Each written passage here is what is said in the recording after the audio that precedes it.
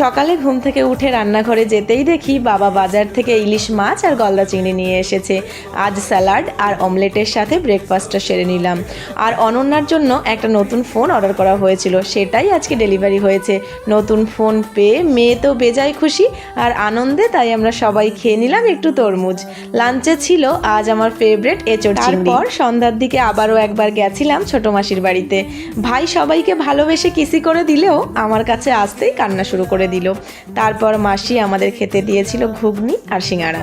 মাসি বাড়ি অনেকটা সময় কাটিয়ে ফেরার সময় দুটো ক্যাম্পা নিয়ে বাড়ি চলে এলাম। আর বাড়িতে এসে দেখি সবাই মিলে পিঠে করতে বসেছে। আগের ভিডিওতে তোমাদের তো বলেছিলাম যে পিসি অনেকদিন পর বাড়িতে এসেছে, পিসির উদ্দেশ্যেই পিঠেগুলো বানানো হচ্ছে।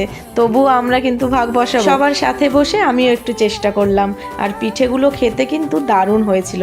আজ তবে আসছি, দেখা হচ্ছে কাল।